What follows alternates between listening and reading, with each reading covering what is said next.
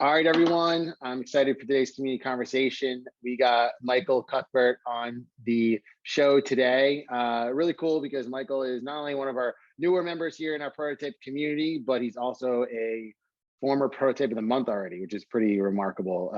Micheal's a former track athlete at UMass, 24 years old, one of the young studs here at Prototype.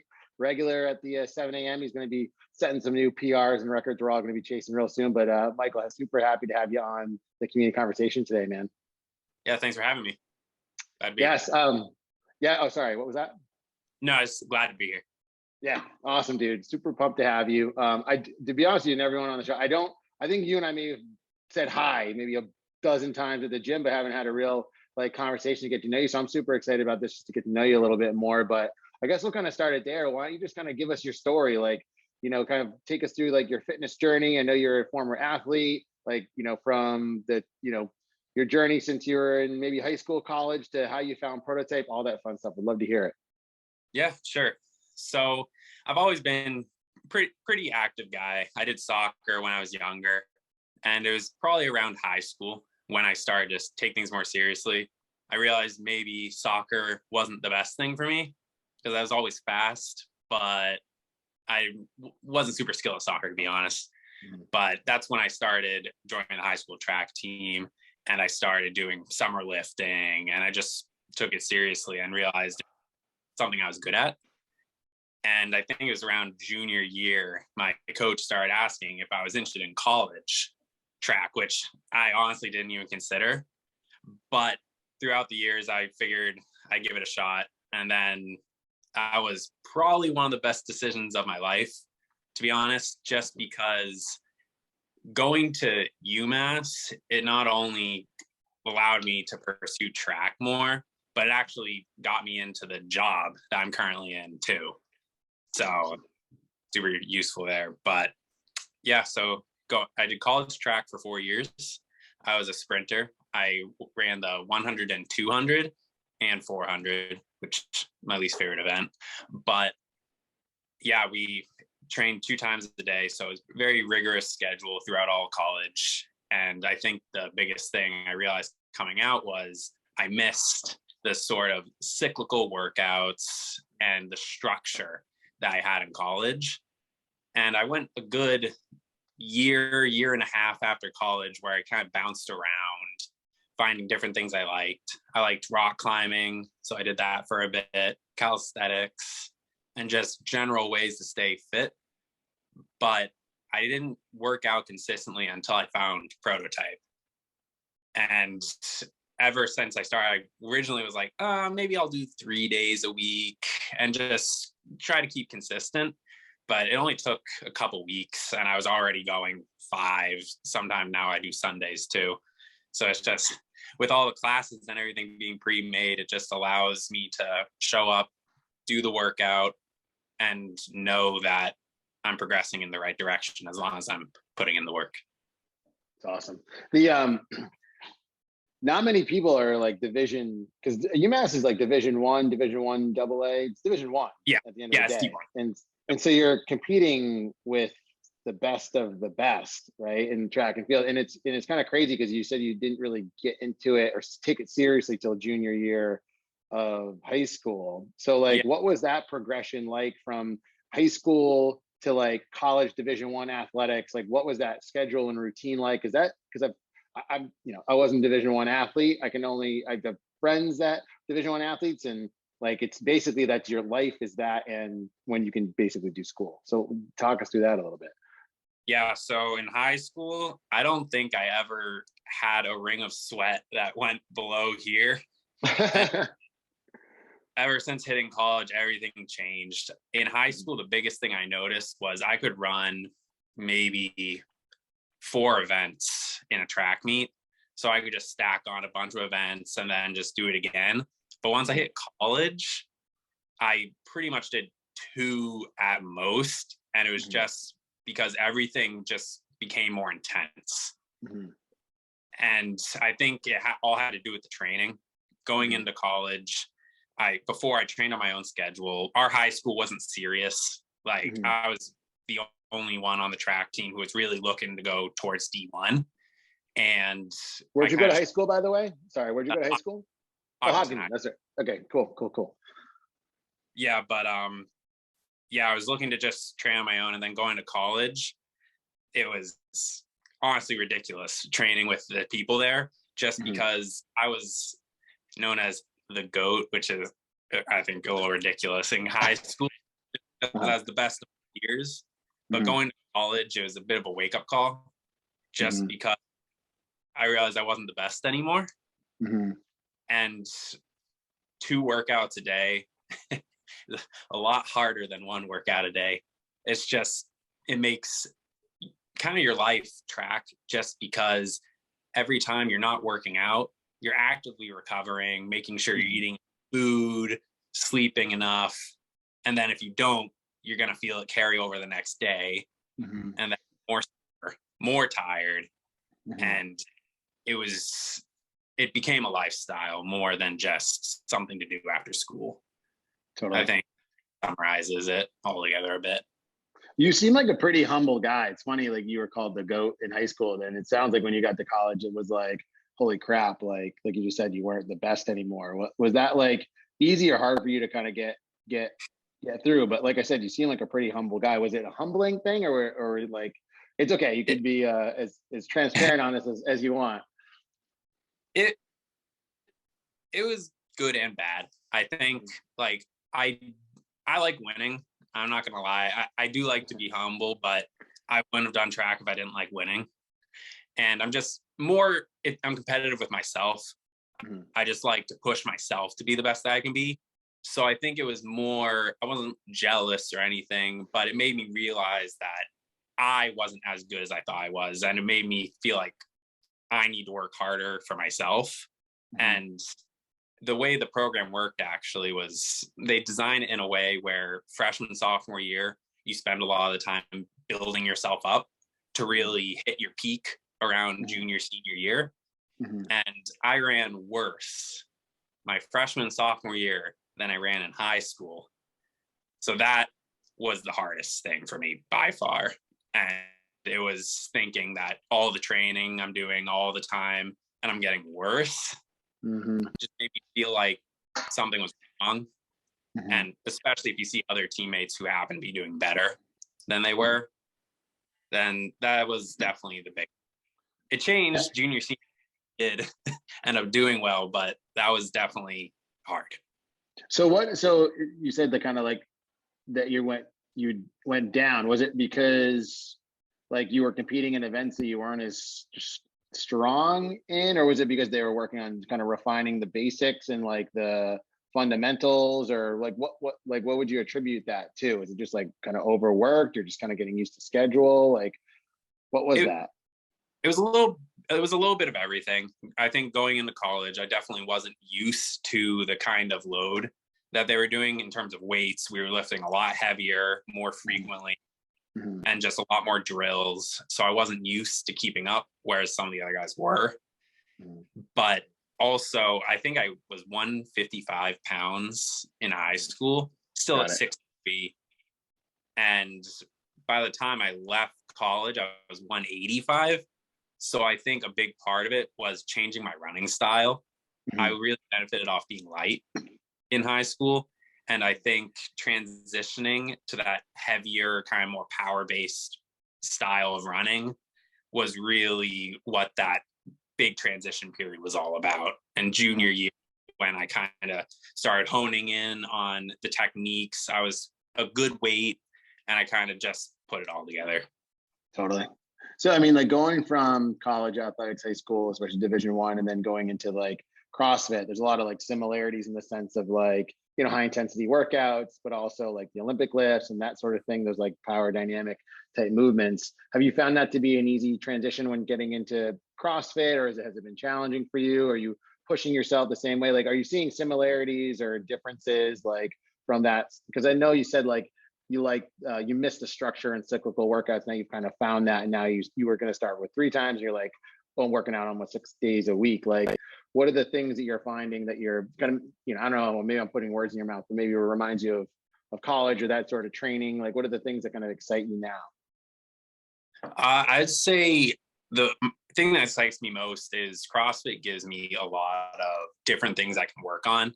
So that's honestly probably the hardest part about working out currently is just I feel like I'm always missing something. Like after class, I like to work on something a little extra, like my technique. Mhm. And I have a list of things I need to work on in my head, but I can only tackle a couple things at a time. Mhm. And that's the biggest thing that why CrossFit keeps me interested is just something new. And then having the coaches whenever I have questions. So I always get new tips or new things to work on. So there's just always something new to try and see how it improves I'm a guy that likes to look at the numbers the most. I just like to see the numbers go up and up. Totally. But Totally. I noticed things like improved mobility and Mhm. improved technique with my lifts. I did cleans in college, power cleans a lot Yeah. in college, just because there's a lot of carryover with power cleans and sprinting and any Totally. explosive based sport. But I never did overhead, no jerks, a Mhm. couple, but I wasn't that good. Mhm. But there was a bit of carryover there. So it definitely helped with that. But Mhm. CrossFit improved it a lot. I've noticed my clean form way better. I used to only be able to power clean, and I couldn't catch it in a full squat, Mhm. which I can do a lot better now, which I couldn't do for 4 years. So that's a pretty good improvement. How long? And you've been coming to Protein for how long now?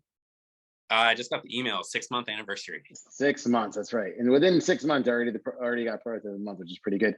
I don't know if you know this, but like with like kind of being Prototype of the month, like it's a decision that like all the coaches make like at the end of every month. Like we all kind of get together and we kind of like put those names out there. So it's pretty cool. Like within 6 months, like being kind of, because we only do 12 a year, right? One person Yeah. every single month. And a lot of that has to do with coachability, right? Mhm. And like I think just the things that you're saying kind of like resonate with me in terms of like just from a coachability standpoint, like working on weaknesses, like investing in loss. It sounds like you did some of that in college, so you have that like experience. Like since you've only been doing this for 6 months, but like you like are very coachable and there's things that you're working on, you're identifying those things and spending some extra time. What would be like your advice to someone that may be starting or wanting to start doing CrossFit, or even people that are like existing members at the gym that may be struggling with certain things, like maybe talk through like kind of like your approach and your mindset around it. Okay. Yeah, this has been a big focus of mine lately. And it's honestly something I wish I knew when I did track, because I think it could have made me better. But it's focusing on any weakness you have. So I'll explain it better. But if you're squatting and you notice a slight tweak, I think 100% of your focus should be on balancing that out and making sure the squat feels good before you move up in weight at all. Especially I don't have much say in it, but I'd imagine as you get older, that would be even more important. Mhm. But it's really fixing weaknesses, avoiding ego lifting, and building up your base, essentially, is a good way to sum it up. And so what I do outside the gym, I think, is a lot of that. I do it after class, and it doesn't need to be a lot, but simple things like active stretching. I think Tommy was helping me out a little bit, and that's not necessarily just deep stretching, but actively using muscles where you feel a weakness. So if you feel like you're not engaging your glute properly, doing a band movement or something where you can really feel that part of the body and work it and not only stretch it. I don't know if that's coming off correctly. Oh, you're making sense. Like activating those weaker muscle groups that kind of correct the imbalance, basically. Yeah. Like, yeah, Yeah. what you're I think saying. in college, whenever like the clean, for example, where I could only catch it in a power clean, Mhm. I went for 4 years where I could only do power cleans. And I Mhm. think the primary reason for that was because I never actually focused on what was causing me to do that power clean. Mhm. And it prevented me from building strength as quickly as I could have, because I'm not even properly engaging all the muscles. Mhm. So another example is I have very tight hamstrings. Mhm. So when I squat, I notice a lot of the emphasis goes towards my lower back instead of the hamstrings. And lately, what I've been doing is really focusing with RDLs to properly tighten my hamstrings and glutes when I do those specific movements. And now I know it's, which is pretty cool, even in everyday life, when I go down to pick up things, I engage my hamstrings a lot more. And I didn't realize I was squatting not as properly as I could have until I started doing these movements. I just thought the way things felt were the way they were always supposed to feel. And I think that just the mind muscle connection is just, I think, really key if you want to improve, especially injury free. Yeah, you're wise beyond your years, Mike. I mean, I mean, being only 24, and then, but also just the things you're saying, avoiding ego lifting, building a base. You know, if you're feeling things are off, like putting your focus into like dialing those things in and like investing in the technical things, because it'll transfer over and you'll be able to feel better, and it'll be basically you're in it for the longevity component, to which is hard, right? It's hard. I would probably, I mean, I'm making an assumption here, but I feel like, you know, what you kind of probably taken away with your experience in college and like putting the time in and seeing like, okay, I'm curious too, your performance, like on the performance side, like junior, senior. So I'll ask you that in a second, but like kind of like investing in that loss in your freshman and sophomore year, knowing that you're kind of working on things you weren't doing as well as you were doing in high school, but you're putting on more weight, you're getting stronger, you're adapting, your body's changing a little bit. And then, you know, going out and kind of waiting and being patient. There's an element of patience, right? And then performing junior, senior. Talk a little about that though. I'm curious about like your, on the performance side of things. You said you did better on your junior and senior year. So talk us through that. Any memorable events? Oh yeah. I definitely did what I wanted to in track. And I think junior year, the best I hit in high school, I don't know if people would know numbers, but I hit a 22 flat in the 200 in high school, which like a 0.6 PR, 0.6 second PR, which was huge for me at the time. And I think junior, senior year, freshman, sophomore year, I never dipped below 22.5, which was pretty rough for me just because I didn't see any reason why I would be. I just trained harder than I ever trained. And I still couldn't explain exactly why. It just turned out that way. But junior year, it's a mix of the training. We had a new coach and everything, but I think everything just started coming together. And I think it was indoor track. So me and my coach actually had a bet. So she was making bets with the women's sprinting team, saying like, oh, if we can hit this, I'll get you free ice cream, just like something fun. And for some reason, her expectations for the guys were way higher in order to get us it. So she said I had to beat the school record in the indoor 200, which was a 21.4. And in the indoor track, I would say, if you wanted to do a conversion, it's probably like 0.3. So it's like a 21.1, 21. Now, is that because the elements? Is that because just controlled area, or? The indoor 200 meter is one lap.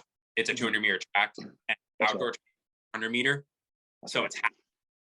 And it's just the extra length on the straightaway, just allow up a little more speed than you would have to hit a second turn. Got it. But I ended up, it was 21.44 was the school record. I ended up hitting 21.41, which I think I'd been chipping it down. By that point, I'd already ran a 21.9. So I'd beaten my previous time. So I was happy. But I think it was like a 0.5 PR or something. And that had probably one of the best moments of my life, because I had no idea that I ran that after I finished. And yeah, that I hit some good times after that. I hit there were some relays that we ran that we got third at New England's and a couple good achievements.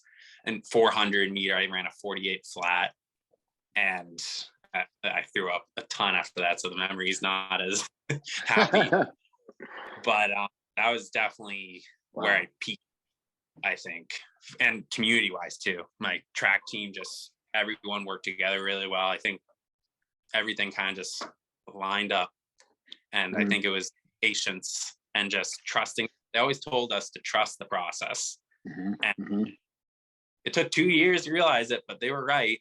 And I think really taking that time to build it up is what allowed me to do that. It's awesome. 48 seconds, you said, flat on the 400? Yeah. So you said? God.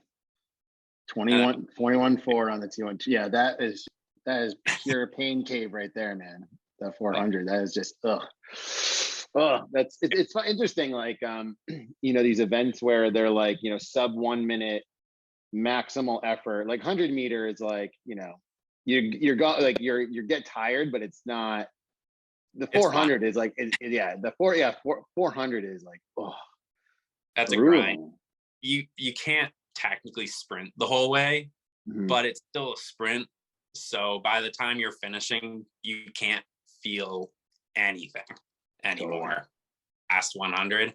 But I don't think there's a 400 meter hurdles. I guess you could throw in like the 500 indoor, 800. That's another one. But the events are just grinds. So you feel pretty good if you do well. What was I'm curious, like what was, because I'm from a training perspective, you're training twice a day. Any like workouts you remember that they had you do, maybe like interval pieces or sprint repeats or whatever, that you remember that you're just like, oh my God, that was the worst workout ever? Like anything off the top of your mind? There's plenty. I think we're trying to get more ideas, man. We're going to build this into our one of our workouts. You're going to, you can't skip it either. I think one of my least favorite had to have been, it was actually 200. It's just my favorite event, but she made me hate it because this was for indoor training. We went to Smith College, which usually indoor tracks are banked. So you run on a bank just because otherwise you'd be coming in too quick and you'd have to slow down. It's pretty hard if you're tall too to hit the. But we were running on a flat track, and I think we had to run only three 200s, but we had to run a 24 second, then a 23 second, and then another 23 second with 1 minute rest between each. And the point of the workout was it was a lactic acid workout. Yeah, I was just gonna say, push ourselves that way. But that was a notorious one because people were always throwing up after it. And that's like 90 to 95% maximal effort with minute recovery is not enough. Like that's it's funny because like, you think it's cumulatively just a little over a minute of like actual work, but there's a, more rest to the work ratio, right? But like, oh man, it's because I've done like 9 400s where we have certain rest in between, and those are awful. But it's something about the lactic when they don't sound as bad. But one thing I've also noticed that distance runners will say is distance runners are like, oh, I could rep 24 200s forever. But it's different when that extra second's different. When you, as a sprinter, you can push your body a little more than a distance runner, whereas a distance runner, it's all about the consistency. But your body shuts down. I think my heart rate in a 400 hits, I think 210 was my peak heart rate in the 400. And it's just, when your body gets to that point, you can just shut down. That's why I throw up right after. My body literally takes all the blood away from my stomach to put it everywhere else. And then when you stop, your body realizes what's going on. And in particular, some people don't throw up, but it's awful. So I'm curious. I call it the going dark. I think it's rare. You might not think this because you're in that like environment of athletes that are sprinters, but I think it's rare, like now, like I think after, like when you're not in like, you know, competitive athletics anymore, that like it's rare that people can push themselves to that, go to that, I call it go to the dark place where like Yeah. things get fuzzy, Yep. which is not a comfortable feeling. But there's something about like, and I don't know if you agree with this, but I think there's something about being able to get to that level of discomfort where the things that are hard don't seem as hard anymore. Like, you know what I mean? Like, I don't know what you think about that. No, totally agree. I think you know David Goggins, right? Totally. Yeah. Totally. Oh, he's big on that kind of thing, and I I wouldn't say I'm as extreme as him, but there is something about, I think, college athletics that helps a lot too. Is it teaches you how to push yourself to that point. The body and the mind, especially, can handle substantially more than you think it can. Like David Goggins running 100 miles and then he's bleeding from every orifice and still running. It's just unbroken feet. Yeah. it's crazy what you can do. And I think college athletics, it just allowed me to tap into that enough where I was able to push myself to a point where, I'm going to be honest, in most CrossFit workouts, I push myself really hard, but I don't push myself quite to the point I would in an lactic acid workout, for example, just because I kind of want to enjoy it a little more. And they're not very fun when you push yourself to the limit. I did it so I could be better, but it did allow it basically pushed me to here, and then it makes the things here not seem quite as bad, like you were saying. Totally. Really push myself harder without it feeling like I'm dying. Totally. Yeah, no, it's yeah, there's something about like suffering. You become more resilient, you know what I mean? And it transfers over for sure. No, it's cool. No, I didn't expect to talk about your track and your experience for the entire community conversation, but I think there are some cool lessons that you kind of shared, kind of bringing out of this from the perspective of like a former Division I athlete, that I think, you're in the community with, it's a pretty diverse community, from people that are in their 20s to people that are in their 70s. Right. And everything is relative at the same time, but, and intensity is relative too. You can still push yourself hard, right? You're not going to be able to push yourself to that limit, like as you get older, but there's lessons to be learned in terms of, investing that time into like doing things correctly and, avoiding the ego lifting and building that base, things you talked about. So it's cool. There's you're very wise for a 24-year-old, Michael. I will say. I want to get into our two truths and a lie now. This is the part of the community conversation where you get to try to stump me. I'm trying to remember my record. I think I'm like, since doing the two truths and a lie. All right, guys, we had a Zoom malfunction. It just went out for a second, but we're back. Two truths and a lie. So I think I was just saying my record is like 2-6. So I'm not very good. I'm well below 500. So hopefully I can get this done. So anyway, two truths and a lie. You're gonna say two truths, one lie. I gotta guess the lie is. So it's on you, Michael. Let's hear them. All right. So these are the three things. I considered dropping out of college to do a trade job. I've been skydiving. Yep. And I actually want to be a physical trainer. Be a physical trainer. All right. The skydiving one, I feel like, has to be true. You can't. I know you're nodding a little bit, so I don't know if that's a tell or whatnot. Either. You can't tell me though. I'm just like talking out loud. So I feel like skydiving's true. Dropping out for a trade job, be a physical trainer. I know you just told me that you're an actuary right now. You seem to know a lot about fitness, so I feel like that could be potentially true. I feel like dropping out for a trade job. It seems like too vague to be true. I feel like it'd be more specific. I'm gonna say that was the lie. Drop out for a trade job. Skydiving was a lie. What the? That's my All right. I would have been like, all right, this adrenaline junkie, like Division I athlete. He's 100% gone skydiving. See, this is why I suck at this game.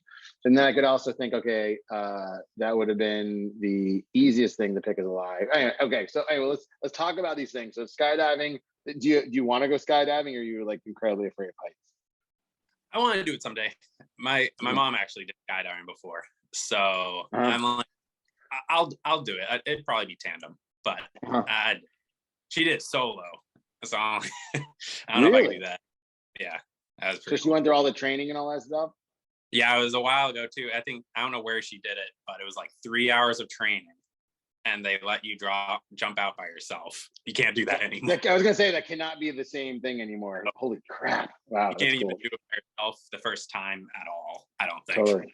Totally. Yeah, I would. I don't think many people would even do that risk anymore. But anyway, that's pretty cool that your mom did that. All right, so tell me about this. The truth then. The dropping out for a trade job. Talk to me about that. What was it? Yeah, so I figured it could stump you, because if you knew as an actuary, which is like pretty nerdy kind of thing, but I've just always been really conflicted. I think I really love anything physical trades. I'd be a plumber or an electrician. Those are the two things I considered. And my dad has his own cleaning business, and kind of to do with that. I think in that, and the stress of school, I could think that I could put that focus towards somewhere else. And it's honestly the same thing with physical training. It's something I love, and I like actuarial, don't get me wrong. I wouldn't have gone through all these awful tests if I wasn't interested in the topic, but it's very stressful, and there's definitely a lot of appeals because I love working out. I've realized since I left college, I love the mind-muscle connection, focusing on how to improve things. And I think the biggest doubt would have been, can I translate that into helping other people, not just understanding my own body and mind-muscle connection? And that's the biggest at me in my actuarial field. Totally. It's cool, man. Money too. That's cool. I mean, yeah, that's cool. It's cool. It's really cool. I knew like the bottom one. I'm like, I could see that since you know a lot. I'm like, I could see you doing that. The trade job thing, I was just like, in my head, I'm like, it seemed vague, but now that you narrowed it down to like this or this, okay, now it makes more sense. I was convinced that the skydiving was yeah. Anyway, so I was clearly not on the right page there. But anyway, Michael, this is awesome. I really appreciate you taking the time and getting on this community conversation. It was cool to learn about you, get to meet you and talk with you a little bit. And everyone that's listening right now, get to hear your story and all that fun stuff.